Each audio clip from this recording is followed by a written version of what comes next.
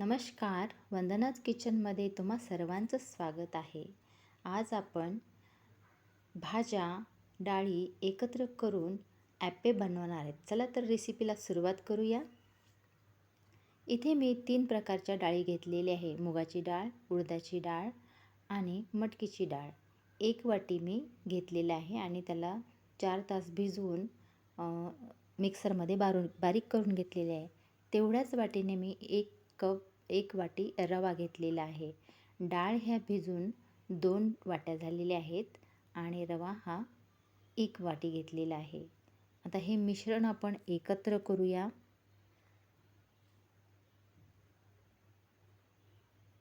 आणि त्यामध्ये मी हे बारीक केलेला कांदा,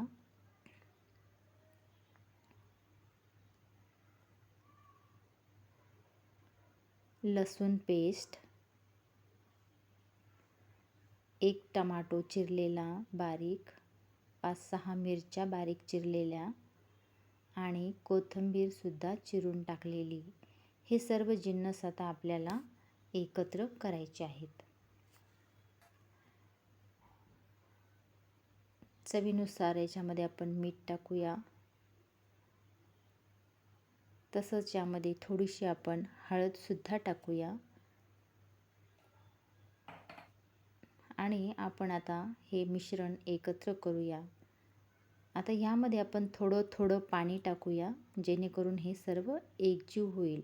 कारण थोडं थोडं पाणी टाकूया, नाहीतर काय होईल की आपलं मिश्रण पातळ होईल. रव्याला जसं पाणी लागेल शोषून घ्यायला, तसं तसं आपण ह्यामध्ये पाणी टाकणार आहोत.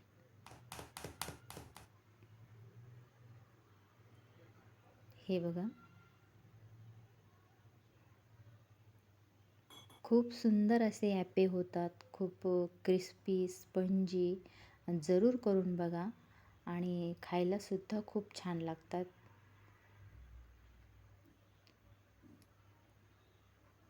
चिमूटभर यामध्ये मी ओवा टाकणार आहे. यामुळे आणखीन आपली याची ॲप्पेची चव वाढेल. आणि 1 वाटी इथे मी पालकचं सूप करून घेतलेलं आहे. म्हणजे पालक उकळून त्याची ग्रेव्ही तयार केलेली आहे आणि ही मी यामध्ये ॲप्पेमध्ये टाकणार आहे. याने आपली टेस्ट खूप छान लागणार आहे आणि आपल्या हेल्थसाठी सुद्धा पालेभाज्या खूप आवश्यक असतात. म्हणून आपण नेहमीच हिरव्या पालेभाज्यांचा वापर आपल्या आहारामध्ये करायला पाहिजे. आता हे मिश्रण सर्व एकजीव आपण करून घेऊया.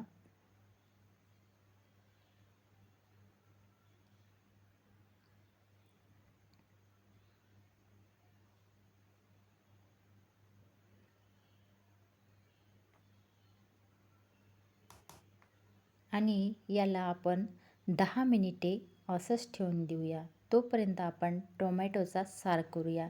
इथे 3 टमाटे कापून घेतलेले आहे आणि मिरचीसुद्धा टाकलेली आहे आणि आता मी हे मिक्सरला दळून घेणार आहे. आता इथे मी गॅसवर पॅन ठेवलेला आहे, तो गरम झालेला आहे आणि हे बॅटर छान 10 मिनटं आपण भिजू दिलेले आहे. आणि आता आपण याला ॲप्पे पात्रामध्ये टाकत आहोत. खूप सुंदर असे ॲप्पे लागतात. हे जरूर करून बघा आणि लहानापासून ते मोठ्यापर्यंत अगदी आवडीने खाणारे पदार्थ आहे हा. त्यामुळे जरूर करून बघा. बाहेरचं आणून खाण्यापेक्षा घरी काहीतरी केलेलं आणि स्वादिष्ट पदार्थ केलेला कधीही चांगला असतो.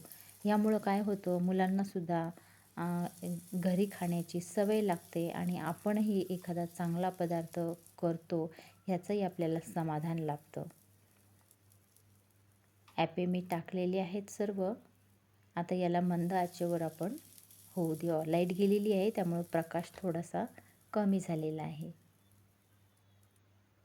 आता मी तोपर्यंत इथे टोमॅटोचा सार करून घेणार आहे, जो की आपल्याला ॲप्पेसोबत खायचा आहे. खूप सुंदर सार लागतो हा. मी जेव्हा डाळी बारीक केल्या तेव्हा 1 चमचा मी डाळीचं मिश्रण पेस्ट काढून ठेवली आणि हे मी टोमॅटो सारमध्ये टाकत आहे. मोहरी तडतडून घेतलेली आहे थोड्याशा तेलामध्ये आणि बारीक केलेलं हे जे टोमॅटोचं वाटण आहे त्यात मी 1 चमचा ती पेस्ट डाळीची टाकली आणि आता मी याला छान फोडणी देणार आहे. खूप सुंदर असा हा टमॅटो सार लागतो. आपण हे सोबत सुद्धा खाऊ शकतो. ॲप्पे तर त्यासोबत खूपच भारी लागतात. जरूर करून बघा असा सार. त्यामध्ये मी चवीनुसार मीठ टाकणार आहे आणि त्यावर बारीक चिरून कोथिंबीरसुद्धा मी त्याच्यामध्ये टाकणार आहे.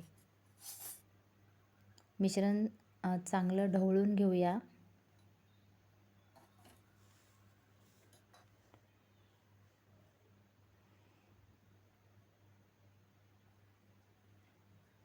इथे आपला टोमॅटो सार तयार झालेला आहे. छान मस्त वास येतोय खमंग.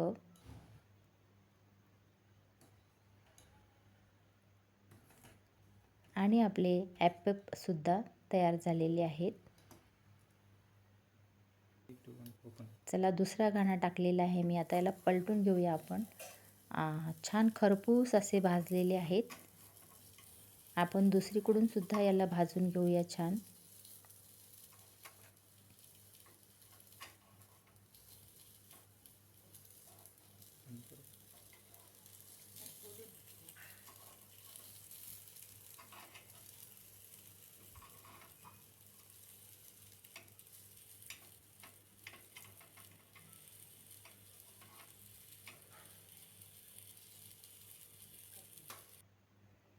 रेसिपी आपली तयार आहे. आणि आता आपण आपले ॲप्पे कसे झाले ते बघूया. हे बघा, खूपच स्पंजी झालेली आहेत आणि टोमॅटो सार सोबत तर यांची लज्जत आणखीन वाढणार आहे. जरूर करून बघा हा पदार्थ.